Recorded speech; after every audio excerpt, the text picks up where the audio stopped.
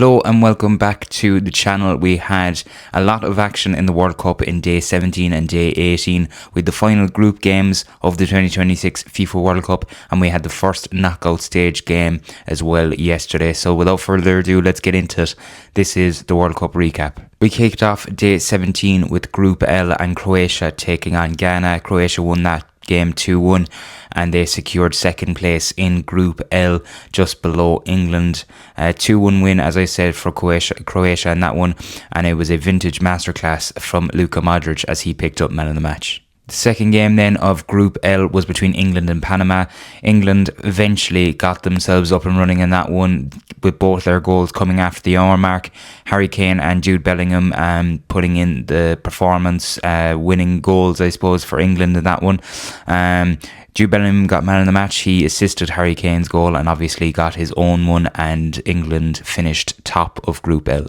Going on to Group K then, first up we had Colombia and Portugal, a very even game throughout. Colombia were probably the better team with more of the better chances on goal, but the draw did mean that both teams finished first and second in the group stages and advanced to the knockouts. The second game then was between the Dominican Republic of Congo and Uzbekistan. Uzbekistan went up 1-0 early on in that game after about 10 minutes. And if Congo were to go into the knockout stages, they would need a nice couple of goals to get back into it. And they scored their 3 goals with about 20 minutes to go, winning the game 3-1. And the Dominican Republic of Congo actually finished top of the best performing third place teams. So they obviously got into the knockout stages for the 2026 FIFA World Cup through that bracket. Then we go on to Group J and we had Austria against Algeria. That was a thrilling 6-goal draw between the two sides.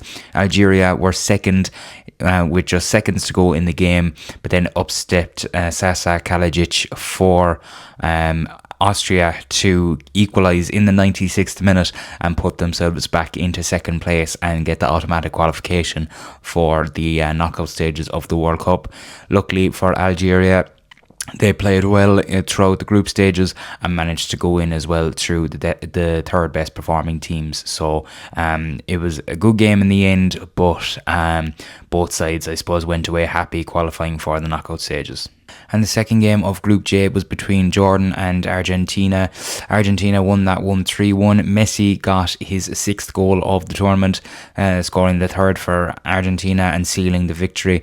And they finished off their perfect group stage round with 3 wins out of 3 and qualifying steadily into the knockout stages of the World Cup. Then, of course, day 18 saw the first game of the last 32, and in that one we had South Africa taking on Canada. The first knockout game was a quite cagey affair. Both sides were in it for a very long time, and of course Canada popped up with a 92nd minute winner to keep their World Cup journey alive, and unfortunately it meant that South Africa's unexpected qualification to the knockout stages has come to an end in a real blow for them. Obviously a 92nd minute winner to get knocked out of the World Cup is not great, but luckily for Canada, they are still in the World Cup. And coming up this evening, we have 2 more games in the last 32. We have Brazil against Japan and we have Germany against Paraguay. You would be expecting a Brazil and Germany win there, but it's very hard to count out Japan.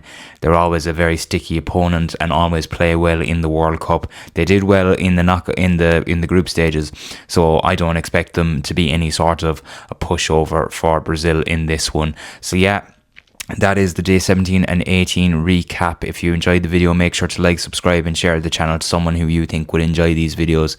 And until the next World Cup recap, I'll talk to you later.